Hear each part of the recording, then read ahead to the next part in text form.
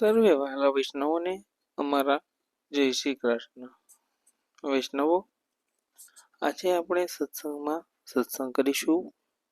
જે 84 વૈષ્ણવોની વાર્તા છે, એમાં વાર્તા 8 એમનું આજે આપણે સત્સંગ કરીશું.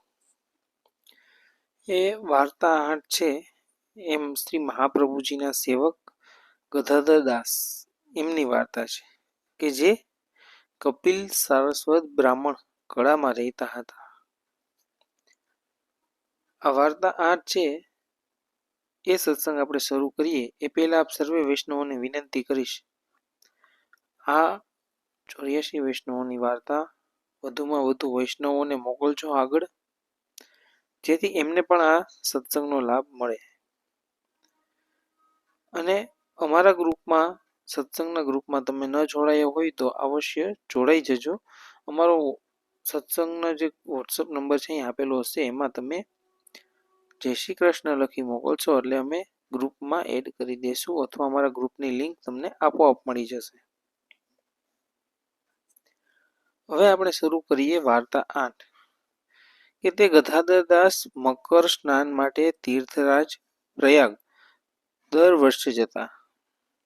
એક સમય ગદાધર દાસ જ્યારે પ્રયાગમાં હતા, ત્યાં શ્રી આચાર્યજી પધાર્યા. ત્યાં બધા પંડિત બધા આચાર્યજી સાથે ચર્ચા કરવા આવતા.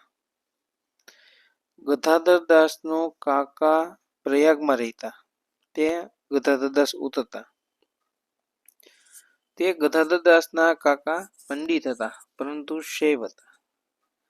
તે કાકાએ ગદાધર દાસને કહ્યું, શ્રી વલ્લભાચાર્યજી પધાર્યા છે, તેમનાથી મારે કંઈ સંદેહ પૂછવો છે, તેથી હું ત્યાં જાઉં છું. ત્યારે ગદાધર દાસ કહે કે હું પણ ચાલીશ. પછી બંને આવ્યા. ત્યારે ગદાધર દાસના કાકાએ શ્રી આચાર્યજીને પૂછ્યું કે મહારાજ, શ્રી ઠાકુરજી તો એક જ છે, પરંતુ વૈષ્ણવ સંપ્રદાયમાં અલગ અલગ કેમ? કોઈ કૃષ્ણને, કોઈ રામને, કોઈ નૃસિંહને, કોઈ નારાયણ આદિને માને છે, તેમાં નિશ્ચય ક્યાં ઠાકુર છે? ત્યારે શ્રી આચાર્યજી કહે છે કે ચક્રવર્તી રાજાનું રાજ્ય બધી પૃથ્વી પર છે, અને બીજા રાજા દેશના ગામના તે બધા પણ રાજા જ કહેવાય છે, પરંતુ તે ચક્રવર્તી રાજાના આજ્ઞાકારી છે.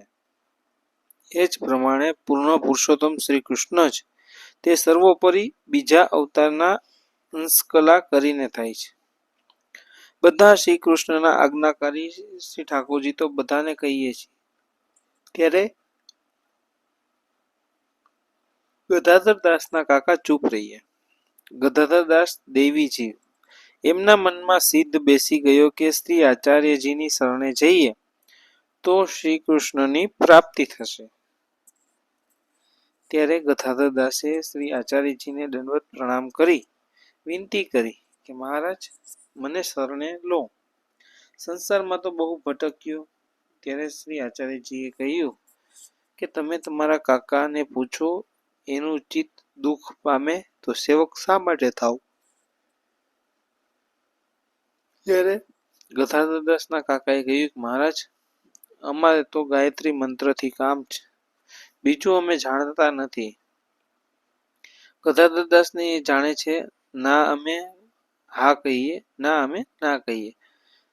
ત્યારે ગદાધર દાસે કહ્યું કે હવે હું આપનો દાસ હતો, હવે સંસારી જીવથી વ્યવહાર મારે નથી, હું આપના શરણે આવ્યો છું, કૃપા કરી મને શરણે લો, અને આ બહિર્મુખ ક્યારે કહેશે કે તું સેવક થા? આ પ્રકારે ગદાધર દાસના વચન સાંભળી અને એમના કાકા હતા એ ત્યાં ઉઠીને બહાર આવી ગયા. ત્યારે શ્રી આચાર્યજી ગદાધર દાસ ઉપર બહુ પ્રસન્ન થયા અને કહ્યું કે વિના સેવક આવી ટેવ છે તો સેવક થયે ભલો વૈષ્ણવ થશે. પછી આચાર્યજી કહે કે જા ત્રિવેણીમાં નાહી આવ. ત્યારે ગદાધર દાસ નાહી અપરસમાં આવ્યા. પછી શ્રી આચાર્યજીએ નામ સંભળાવી બ્રહ્મ સંબંધ કરાવ્યો. એટલે ગદાધર દાસે વિનંતી કરી, મહારાજ, હવે પછી મારું કર્તવ્ય શું છે?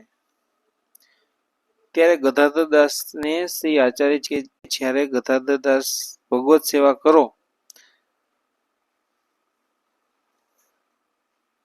મને તમારા ઘરમાં શ્રી ઠાકુર છે તે આપો તો હું ચાલું. ત્યારે તેને કહ્યું કે લઈ જાઓ. ત્યારે ગદાધર દાસે કહ્યું કે મને શ્રી ઠાકોરજીનું શું કામ છે? ત્યારે ગદાધર દાસ કાકાની સાથે ઘરે ગયા અને શ્રી ઠાકોરજી માગ્યા.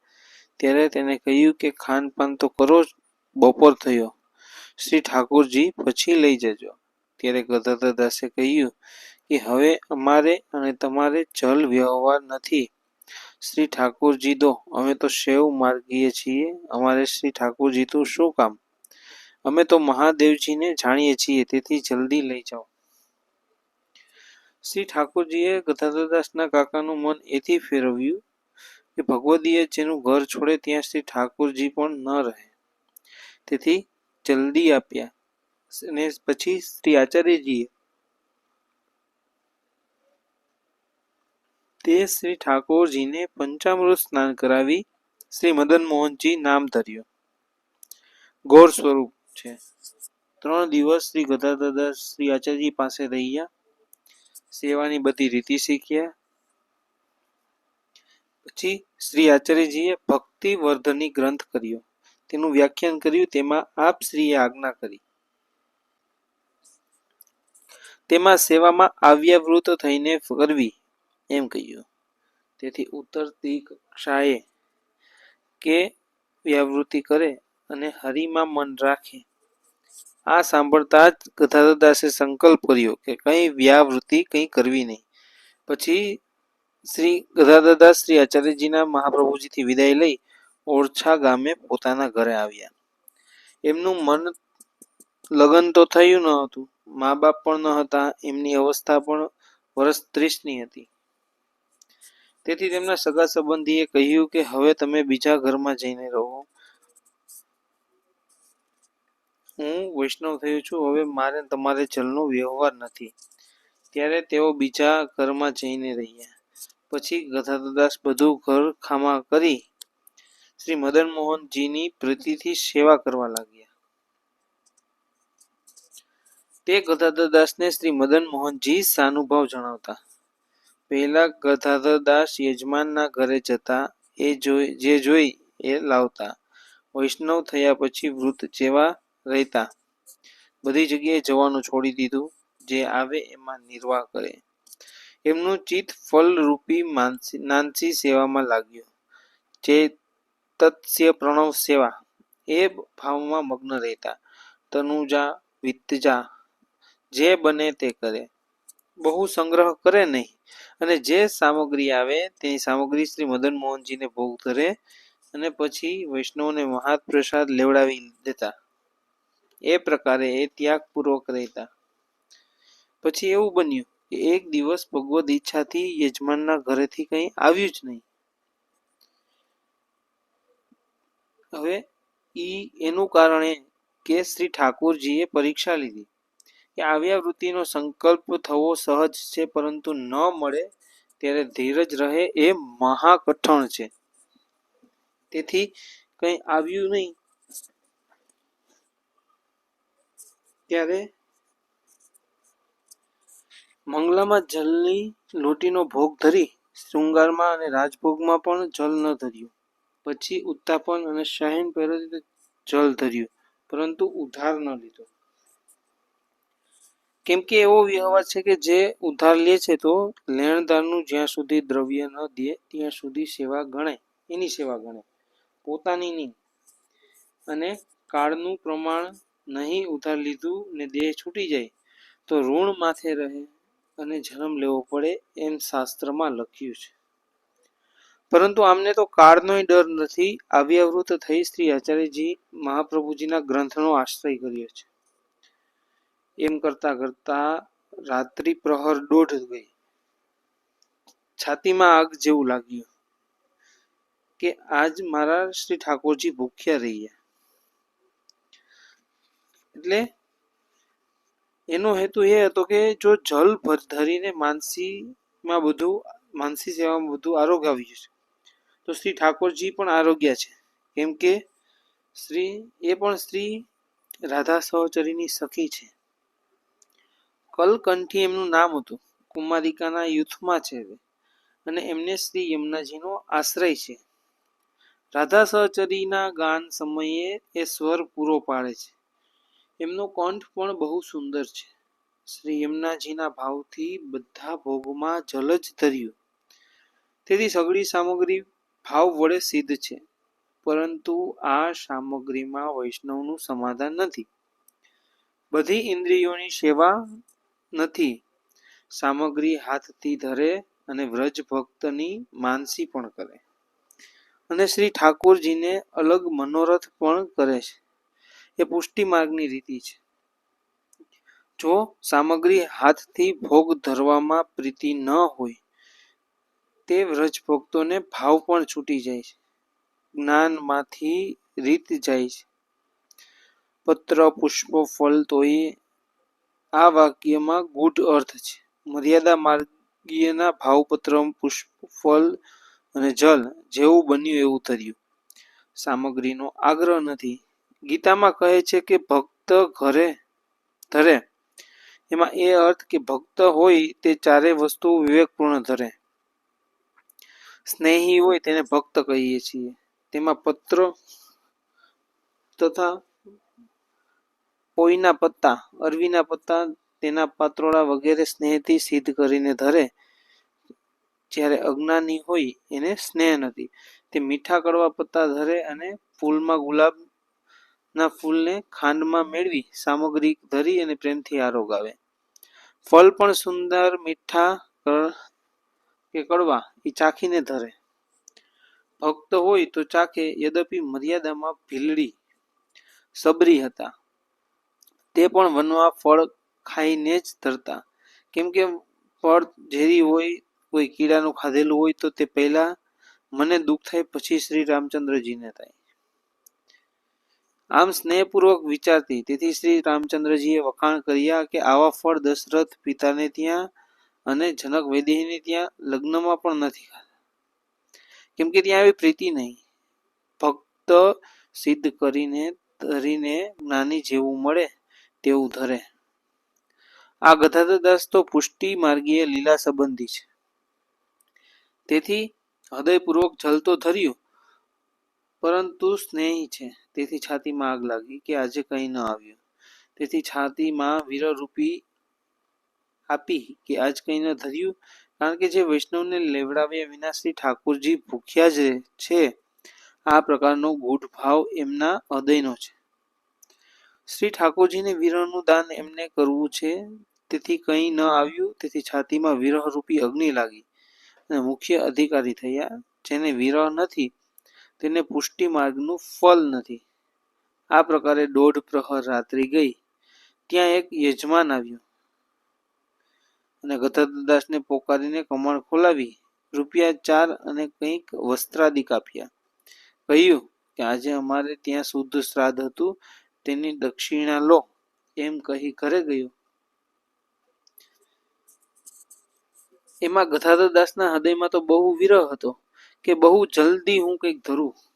એ ભાવથી એને ₹1 લઈ સામગ્રી લેવા બજારમાં ગયો. તો ત્યાં એક હલવાઈ હતો, એ જલેબી ધરતો હતો.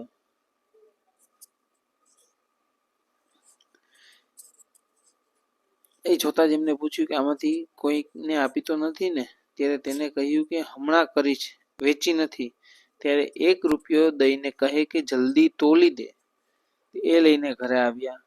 નાઈને શ્રી ઠાકોરજીને જલેબીનો ભોગ ધરી પછી શ્રી ઠાકોરજીને પોઢાવી, વૈષ્ણવોને બોલાવી અને મહાપ્રસાદ બધો લેવડાવી દીધો. પોતે ભૂખ્યા સૂઈ ગયા. મનમાં સુખ પામ્યા કે શ્રી ઠાકોરજી આરોગ્ય છે અને વૈષ્ણવના સમાધાનનો દિવસ ખાલી ન પડ્યો.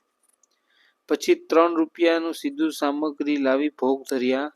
પછી શ્રી ઠાકોરજીને પોઢાવી, વૈષ્ણવોને બોલાવી મહાપ્રસાદની પાતળ ધરી. ત્યારે વૈષ્ણવો મહાપ્રસાદ લેતા બોલ્યા કે ગદાધરદાસ, રાત્રિએ મહાપ્રસાદ દીધો તે સામગ્રી તો અમે પણ કરી છે, પરંતુ એવો સ્વાદ નથી આવતો. માટે એવી ક્રિયા અમને પણ બતાવો. ત્યારે ગદાધર દાસે કહ્યું કે કાલ મારા ઘરમાં કંઈ ન હતું, પરંતુ રાત્રે ₹4 આવ્યા. એમાંથી 1 રૂપિયાની હું જલેબી લઈ આવ્યો બજારમાંથી. આ બધો પ્રકાર કહ્યો. ત્યારે બધા વૈષ્ણવો ગદાધર દાસ ઉપર બહુ પ્રસન્ન થયા. હવે એનું હેતુ એ હતો કે શ્રી ઠાકોરજી અને શ્રી આચાર્યજી એમના ઉપર પ્રસન્ન છે. બધા વૈષ્ણવોના હૃદયમાં તેઓ છે. બુદ્ધિ પ્રેરક તો શ્રી કૃષ્ણ છે. નિષ્કપટ શુદ્ધ ભાવવાળા વૈષ્ણવો પર કોઈ અપ્રસન્ન ન થાય. આ પ્રકારે વૈષ્ણવો પ્રસન્ન થયા છે. પછી ગદાધરદાસ કહે કે હું અધમજન છું, પરંતુ તમે ભગવદીય છો, તેથી મારા જેવું સન્માન કરો છો. આ પ્રકારે વૈષ્ણવોમાં શ્રી ઠાકોરજીના દ્રઢ પ્રીતિ એક રસ હતી. શ્રી ઠાકોરજી અને વૈષ્ણવો તો એમને વશ હતા. એવા ગદાધરદાસ ઉત્તમ ભગવદીય હતા. વળી એક દિવસ ગદાધરદાસ વૈષ્ણવોને મહાપ્રસાદ લેવા માટે બોલાવ્યા. બધી સામગ્રી કરી, પરંતુ કંઈ શાક ન કર્યું. ત્યારે ગદાધરદાસે વૈષ્ણવો બેઠા હતા અને એમને કહ્યું કે કોઈ એક વૈષ્ણવ છે કે શાક લઈ આવે. ત્યારે માધવદાસ કે જેમના વેશ્યા ઘરમાં રાખી હતી એ બોલ્યા કે હું લઈ આવું. એનો આશ્રય એ કે મેં વેશ્યા રાખી છે, મારું લાવ્યું લેશો? ત્યારે ગદાધરદાસ કહે કે લઈ આવો. કારણ કે ગદાધરદાસના હૃદયમાં દોષ દ્રષ્ટિ નથી. શ્રી આચાર્યજીનો સંબંધ જાણે, તેથી એ કહે છે લઈ આવો. ત્યારે માધવદાસ બરુવાની ભાજી લઈ આવ્યા. ત્યારે ગદાધરદાસને પ્રસન્ન થઈને કહ્યું કે જલ્દી સુધારી દો. એમાં એ સૂચવ્યું કે તે પ્રીતિથી લાવ્યા અને ત્યાં સુધારવાની મુખ્ય સેવા પણ આપી. અને એમાં એ પણ જણાવ્યું કે સેવા પ્રીતિથી કરવી. પછી કેવો જીવ હોય તો પણ તેના હાથનું શ્રી ઠાકોરજી છે તે પ્રીતિથી અંગીકાર કરે છે. પછી સામગ્રી સિદ્ધ કરી શ્રી ઠાકોરજીને ભોગ ધર્યો. પછી સમય થયે ભોગ શરાવી અનુસર કરી બધા વૈષ્ણવોને મહાપ્રસાદની પાતળ ધરી. ત્યારે વૈષ્ણવોએ મહાપ્રસાદ લેતા શાકને વખાણ્યું. ગદાધરદાસ પીરસતા જ્યારે માધવદાસ પાસે આવ્યા ત્યારે પ્રસન્ન થઈને માધવદાસને કહ્યું કે તારું લાવેલું શાક શ્રી ઠાકોરજી આરોગ્ય છે. તને હરિભક્તિ દ્રશ્ય થશે તે આશીર્વાદ દીધો. એમાં એ જણાવ્યું કે રંચક સેવા શાકની માધવદાસે દીનતાથી કરી હતી. તો શ્રી ઠાકોરજી પ્રીતિથી આરોગ્યા. ત્યારે એ જાણીએ કે જ્યારે વૈષ્ણવ પ્રસાદ લઈને વખાણ કરે એટલે સેવા સિદ્ધ થાય. વળી ભગવદીય સમાન ઉદાર કોઈ નહીં. રંચક શાકની સેવા કરી એમાં જન્મ જન્મનો સંસાર મટાડી હરિભક્ત કરી દીધા. એવા ગદાધરદાસ ભગવદીય હતા. બીજું કોઈ દિવસ ગામની બહાર એક વણઝારા આવીને ઉતર્યો. તેના બળદ જોઈતા હતા. તે ગામમાં આવ્યો. ગામમાં ગદાધરદાસના સગા બ્રાહ્મણ હતા. તેઓ ગદાધરદાસની ઈર્ષા કરતા કે ભગત થયો છે. ત્યારે તે વણઝારાએ આ બ્રાહ્મણને પૂછ્યું કે અમારે બળદ મોલથી એટલે કે વેચાતા લેવા છે, ક્યાં મળશે? ત્યારે બ્રાહ્મણોએ કહ્યું કે ગદાધરદાસ ભગત છે, એમને ત્યાં જ્યાંથી જેટલા જોઈએ એટલા બળદ મળશે.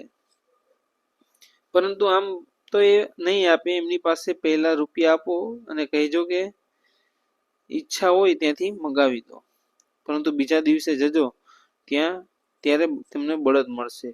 એટલે વણઝારો ₹100 લઈ ગદાધરદાસ પાસે આવ્યો અને કહ્યું કે અમને બળદ લેવા છે તો અમને મગાવી આપો. ત્યારે ગદાધરદાસે કહ્યું કે અમારે બળદ ક્યાં છે ગામમાં પૂછો, અમે તો નથી જાણતા. ત્યારે વણઝારાએ ₹100 લઈ ગદાધરદાસની આગળ મૂક્યા અને ઉઠીને ચાલ્યો. કહ્યું કે કાલે બળદ લેવા આવીશ. મને ગામના લોકોએ આ પ્રકારે બતાવ્યું છે. ત્યારે ગદાધરદાસે જાણ્યું કે અમારા જ્ઞાતિનાએ આને ભરમાવ્યો છે. પછી ગદાધરદાસે કહ્યું કે કાલે મધ્યાહન સમયે તો તમો રૂપિયા નહીં જોઈ શકો. તો પણ વણઝારો પ્રસન્ન થઈને કહે ભલે આ રૂપિયા રાખો. પછી ગદાધરદાસે ₹100ની સામગ્રી બનાવી પાક સિદ્ધ કરી બીજા દિવસે ભોગ ધર્યો. પછી બધા વૈષ્ણવોને પીરસતા હતા. ત્યારે મધ્યાહન થઈ વણઝારો આવ્યો. ત્યારે ગદાધર દાસે કહ્યું કે ઠીક સમય ઉપર આવ્યા છો. બધા શ્રી ઠાકોરજીના બળદ છે, આમાં વાછરડા પણ છે, તારણ પણ છે, જોઈએ એવા લઈ લો. એનો આશ્રય એ કે બળદ છે એ ધર્મનું રૂપ છે. તેથી ગદાધર દાસ કહે કે આજના કાળમાં ધર્મ આ વૈષ્ણવમાં છે. ધર્મ લેવો હોય તો જોઈ લે. બળદને જે કામમાં લગાડો છો તે કરે, ના ન કહે. જે ખવડાવો તે ખાય, સંતોષ કરે. તેવા આ વૈષ્ણવો છે, જે બધા કામમાં ચાલે છે અને તને જે પ્રાપ્ત થાય તેમાં સંતોષ. તે વણઝારાની સામગ્રી શ્રી ઠાકોરજી આરોગ્યા. વૈષ્ણવોએ મહાપ્રસાદ લીધો અને ગદાધર દાસે પ્રસન્ન થઈ ઉપર પ્રમાણે કહ્યું કે તેથી વણઝારાને જ્ઞાન થયું. આ તો ભગવત ભક્ત છે. ગામના લોકોએ મસ્કરી કરી લડાવવાનો ઉપાય કર્યો હતો, પરંતુ મારા મોટા ભાગ્ય છે કે આ બહાને મારા સરખા પાપીની સત્તા અંગીકાર કરી. હવે હું એમના શરણે જઈ કૃતાર્થ થાવ. ત્યારે સાષ્ટાંગ દંડવત કરી ગદાધર દાસને તેને કહ્યું કે હું રાત્રિ દિન સંસારમાં સમુદ્રમાં ભટકું છું. હવે તમારી શરણે આવ્યો છું, મારો ઉદ્ધાર કરો. ત્યારે ગદાધર દાસે કહ્યું કે અમે તો સેવક કરતા નથી, પરંતુ આ બધા વૈષ્ણવો અને અમે શ્રી આચાર્યજીના સેવક છીએ.